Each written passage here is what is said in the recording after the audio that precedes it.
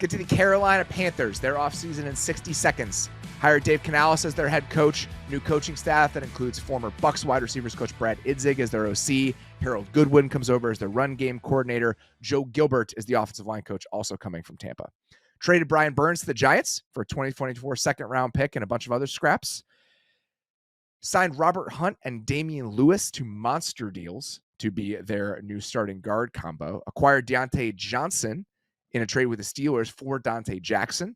Signed Derrik Brown to a huge 4-year, $96 million extension.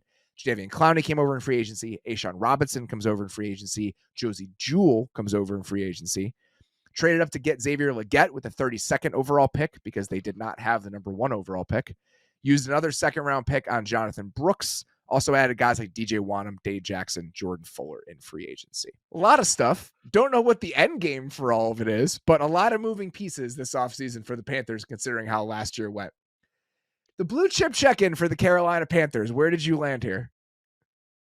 I think it's just Derrik Brown. And like in my heart, Jadeveon Clowney, but I know he's not actually a blue chip player, but in my heart he is. But how that might be fast it, were man. you to write Derrik Brown's name? Was it like a no doubt about her thing for you, or did you have to think about it? I had to think about it because it was no doubt about it in the sense that he is their best player. But then I had to think about if that actually means that he's a blue chip player, because typically if the best player on any team is probably a blue chip player, right? Like even the worst teams. But I was like, man, this roster is so bad. I'm not 100% sure that that's true. But he's one of the best handful of defensive tackles, so I'll give it to him. Yeah, I think that's where I landed too. Defensive tackle is just a very crowded spot right now. There's so many good ones, but I think that I'm tempted to throw him in there, so I did too. What significant question marks do you have about this team heading into the season?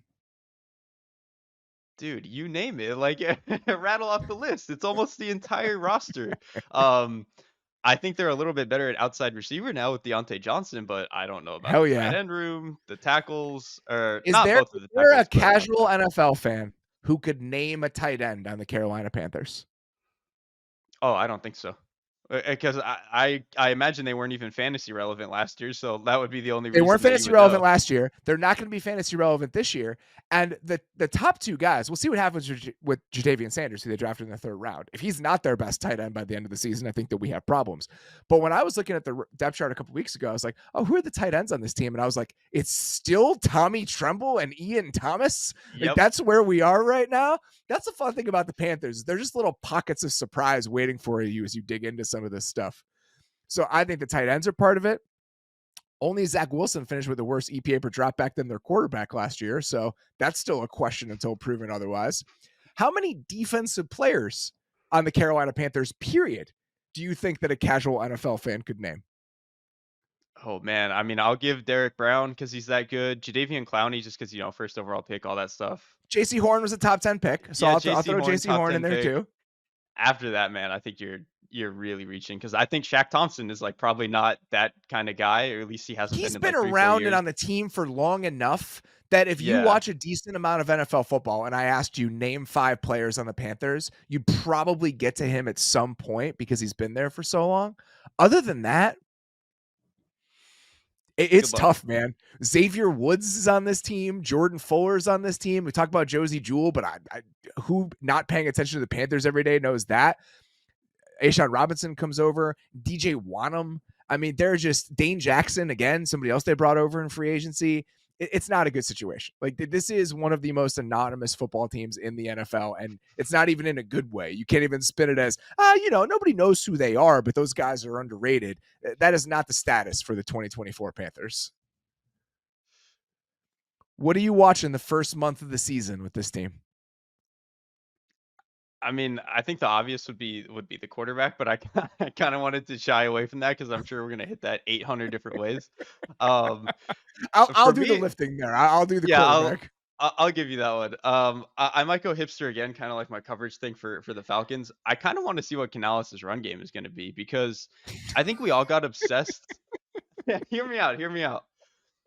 I think we all got obsessed about what he was last year, right, with Baker, because the Bucks offense looked really cool. Baker had this little renaissance, all this other stuff. They were doing drop back, like real deal drop back 5-step, just throwing it down the field. It looked really cool. their run game was disgusting, man. And it wasn't even just because of the personnel. I mean, you brought this up earlier in the show. Incredibly static. Like they just didn't seem like they had very many good ideas. They were not motioning a lot. They really weren't getting moving gaps around or anything of that sort. Again, maybe that was Baker. I don't know.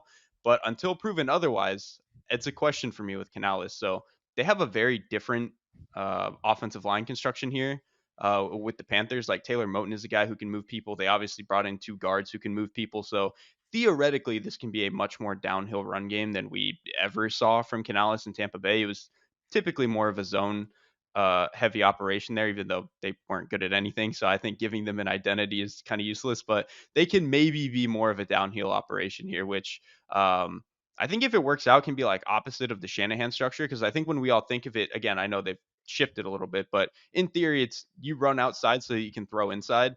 I think the Panthers might be the opposite of that, where it's like they run a lot downhill so they can throw a little bit more outside, almost like Arians ish. So I'm just curious to see how it gets put together in that sense. Yeah, the Arians thing is a good thing to bring up because their offensive line coach was working with this team for years. And if you look at what Arians was in the run game, it was like a duo downhill team. I mean, like that's what they were. And so I wonder, because of all that physicality that they have up front, all that size, if that's what they lean into. So it's a worthwhile question.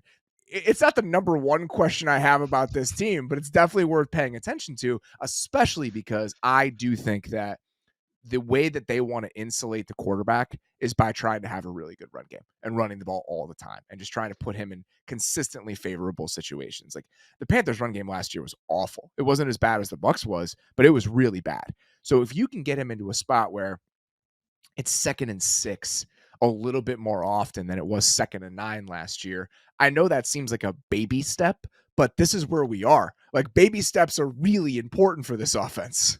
But and that really matters. I don't think people fully understand how much that matters. You know, like it's seems like a dumb coach thing, like, oh, you just got to get 4 yards every time. But when you're in 2nd and 6, everything is on the table again. Because if you Exactly. get 4 yards on the next run, you're in 3rd and 2, and it's like, okay, everything's on the table. 2nd and 9, they probably know you're throwing the ball, man, and that's a really bad spot to be in when you have a quarterback who is, still has a lot to prove, a wide receiver group that still has a lot to prove, and an offensive line that I think is going to be better, but they didn't bring in these guards to pass protect. They brought in these guys to run the ball so that pass protecting would be easier. So I think they really need to prove that this can be a good, strong run game.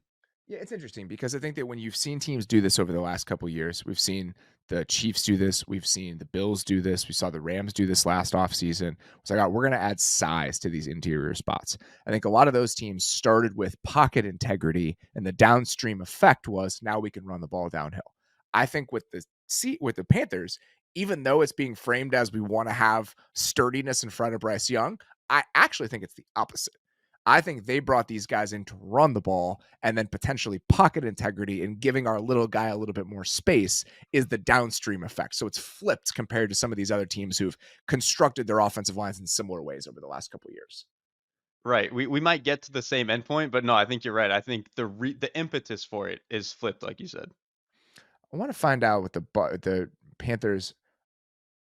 Yeah, an early down rushing success rate last year, the Panthers were 28th in the NFL. So that's what we're talking about, where it's like, okay, we got 3 yards, it's 2nd and 7, or we got 1 yard, it's 2nd and 9, and we know exactly what's going to happen here. Like we have to drop back and throw, and that offensive line was not built for it.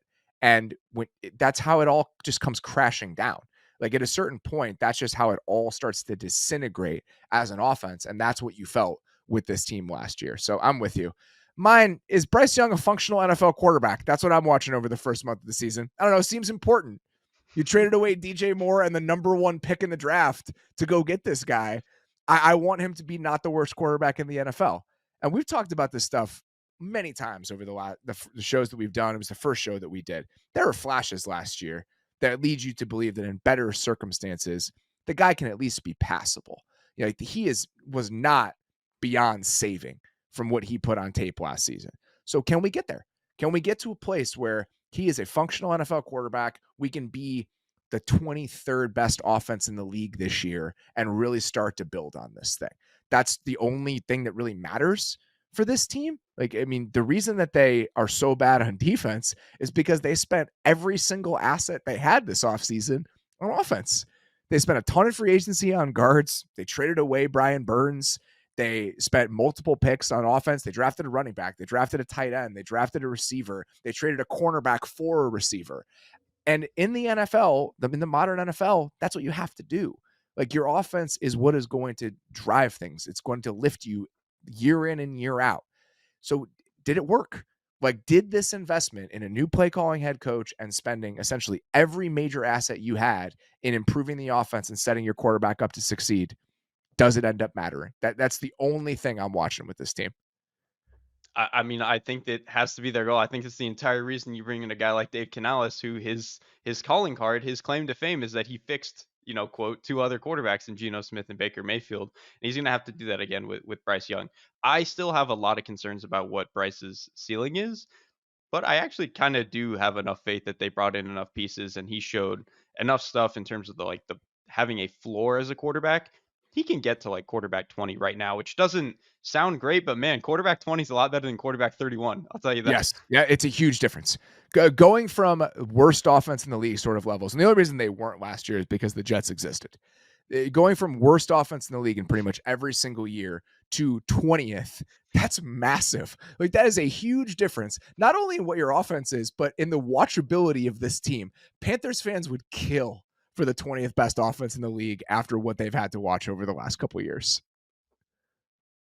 What is keeping you up at night with this year's Panthers team? Again, it's a wide menu to choose from.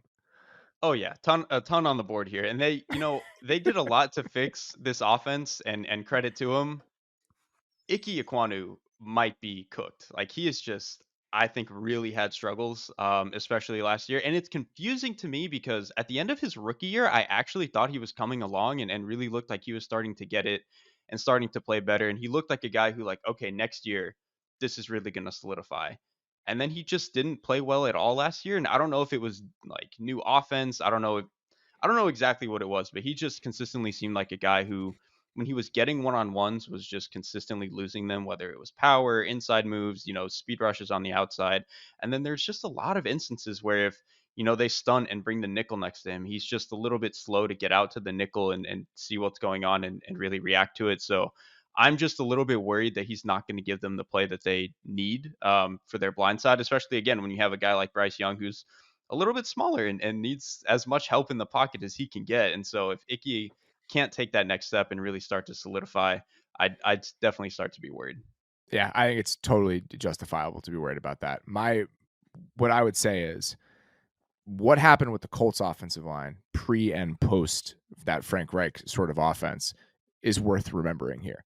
Like, you can look very different as a player in a different offensive system. I'm not sure that will matter, but I think that there is still a glimmer of hope just because we've seen that transition and that shift with teams over the last couple of years. And if he is cooked, like you mentioned, Yash Nyman they brought in to be their swing tackle, he still hasn't practiced. So that spot, if they're not going to get workable play out of Ekwonu, suddenly becomes a really big concern. So that's absolutely worth paying attention to. What's keeping me up at night? The defensive personnel was really bad. Like, there's no way around it. Like, it's really bad.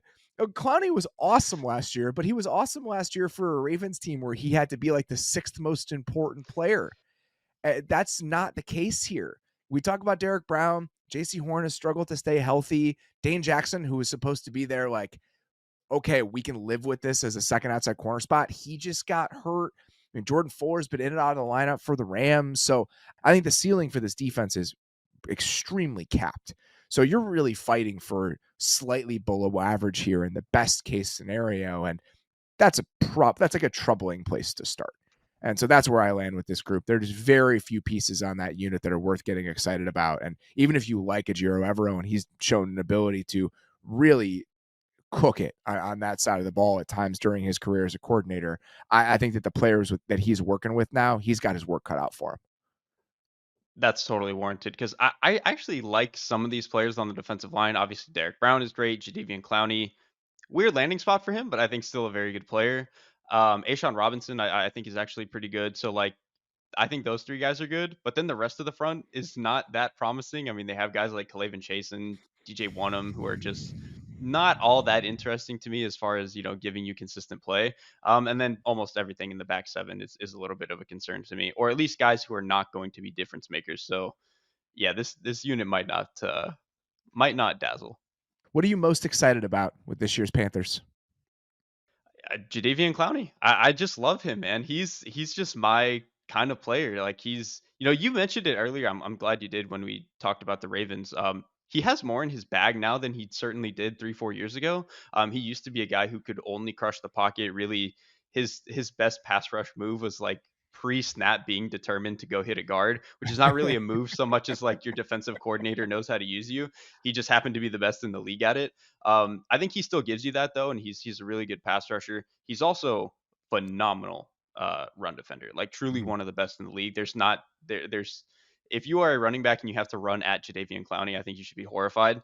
And I think that that's still true even as he gets a little bit older. So I just think he's kind of a guy that helps you set the tone for what you want to be on defense. And again, maybe the rest of the personnel is not that good and not really going to help you. But I think he at least comes in and helps you do that. So I want to see if we can see like a personality and effectiveness shift among this offensive line. You bring in a guy like Robert Hunt, you're running a new offense, you're in a new system. Can we see that sort of shift that we've seen with teams who had a really bad offensive line just because the ecosystem was really bad, to shifting to a place where again we can at least get passable play from that group? And you bring in Damian Lewis and Robert Hunt because you want to change the attitude of what that group feels like. They paid a premium to do it, but can you get those sorts of results, and can the overall identity of your offense shift as part of that? And I think that it can. And if it does, then I think that this group could actually be like a pretty exciting unit overall and one that's worth watching. you mentioning the Chiefs earlier was perfect. I think that is exactly what they're hunting for in that realm. Most important supporting character for you for this year's Panthers team? I think you could probably mention like any number of the pass catchers really, and that would be perfectly fine. For me, I'm actually going with Ashawn Robinson because I think I'm pretty sure we're going to get good play out of Derek Brown and Jadeveon Clowney again. Ashawn Robinson didn't play a whole lot last year, but to me, when he is healthy, he is one of the best run defenders in the league. I remember, when he was with the Rams, he was just absolutely mauling people, and he kind of afforded some of their bad and small linebacker core a lot of room and a lot of space to operate. And I think that helped that defense actually work the way it was supposed to. Again, I don't know if the rest of the defense is really good enough to make good on that, but I think he can at least give them that. And if they can, almost like the inverse of the offense, where if they can force more defenses or more offenses that they're playing to be in more second and nines because he's that good of a run defender and Jadeveon Clowney's that good and Derek Brown is that good, maybe this helps them out a little bit as a defense. So You mentioned Aquanu before. I think you could throw him in there. I'm going with Deontay Johnson. Just, can we have somebody that can create separation on this offense? And what does that mean for Bryce Young? Like, there's a reason they went out and got somebody with this exact skill set. And I'm the thousandth person to mention that over the last 6 months. What does it actually look like? Like, is he going to give this guy a reliable outlet that gets Bryce Young to a place where he's consistently able to find people early in progressions, all of that stuff? I think he can. Like, I actually do think that the plan makes sense, but I want to see it happen. I think that's spot on. I just had a hard time calling him a supporting character because he might be their best player on offense. And I totally agree. But for me, it's just like none of this shit matters if Yeah, Deontay right. Johnson doesn't play well for this offense. That's a great point. That's a great point. What counts as a successful season for this year's Panthers? Bryce Young not being quarterback 30 again. And I think the way that this needs to be framed is kind of in the context of other rookie quarterbacks who had really truly disastrous seasons. If you go look at the list of like any rookie quarterback basically since the turn of uh, the century that has had sub 6.2 yards per attempt, almost all of them end up being bad forever. The exceptions are guys like Matthew Stafford, Trevor Lawrence. Okay, those guys were like generational prospects. Yeah. Those are most of your exceptions. The Jared other Goff one is that in there. Alex Smith is in there. These are all number one right. picks, but like number one picks with more physical talent than Bryce Young has. Right, exactly. And then even Jared Goff kind of like hit the lottery with having Sean McVay. Obviously, he made Yes. some other strides as a guy, but it kind of hit the lottery there. So there's not that many success cases. I think maybe the most analogous for Bryce Young is actually like Derek Carr. Derek Carr in his rookie year was 5.5 yards per attempt, and then the Raiders changed coaches. They went and drafted Amari Cooper. They went and signed Michael Crabtree, which I'm not going to say the Panthers went and did that good of an upgrade to their offensive positions. But when you go at least fix the guard positions, you go and get a guy like Deontay Johnson, it's enough of an upgrade where we should see a decent sizable jump from Bryce Young. So I think that is probably the more analogous case where you get a guy like, you get him to be the level of Derek Carr, where in a given year, Derek Carr is what, quarterback 14 to 20, just depending on what's going on around him, how well he's playing. If you can get that out of Bryce Young with how bad year one is, I think you probably feel okay with that. Yeah, I think that's right. I think for me, it's like anything above like the 27th best offense in the league. Can you be a below average offense and not an in the basement offense? And I'm talking about like far away from the basement. That would be a huge win for this team this year. And a sign that there's progress being made with some of the building blocks. Like JC Horn stays healthy. Like, wouldn't that be great? Like, this guy we can rely on moving forward. We already know that we have Derrick Brown. Can Jadavian Sanders give us something as a tight end? What does Xavier Legette look like? Can you start to refill the coffers a little bit with young, cost control talent, considering how bad the drafts for this team have been over the last several years? Like, that's enough. Wins, losses, doesn't matter. Just a sign that the arrow is pointed somewhat in the right direction. They could win 4 games again, but if their 13 losses look a lot closer and a lot better than last year, fine, don't care. Great. Doesn't matter. If they win 4 games again, that sounds awesome. You go get whoever the number 1 receiver is in the draft next year, and then you profit. That's totally fine. Your irresponsible player prediction for the Panthers is? I'm just going to lean into my favorite player on this team. I think Jadeveon Clowney finishes with more sacks than Brian Burns, who they obviously just traded away. And so I think they kind of just win on the bet of, we're going to go get the guy who's a little bit cheaper. Yeah, I think you can make a serious argument that Jadeveon Clowney is as good as Brian Burns at this point. Like, I really don't think that's crazy. Brian Burns is, I loved him early in his career. I don't think it has come together for Brian Burns in the way that I was hoping that it would. I think that he's probably plateaued a little bit, and somehow Jadeveon Clowney is getting better 10 years into his career, which makes absolutely no sense. Mine, whenever he takes over as the lead back, I think Jonathan Brooks averages like 80 yards a game on the ground. I do think that this team has a chance to be a very good run blocking unit. For whatever your concerns about Ekwonu as a pass protector, for whatever your concerns about Damian Lewis, like, there are some big boys up there right now. And so dropping a guy that has Jonathan Brooks' talent behind a group like that, I think that that could be a better solution for how to get this offense from point A to point B than we're thinking about right now. Yeah, and if this team is going to be a team that wants to run the ball a lot more and a lot better than they did last year, that's huge. And Brooks is the type of runner who will not waste the yards that have been blocked for him. Like, his vision is very good, and he's kind of a no nonsense runner. So I think it's perfect. Yeah, you watched him before the draft, so you have a good sense of him. Yep. But I'm excited to see what that ultimately look like.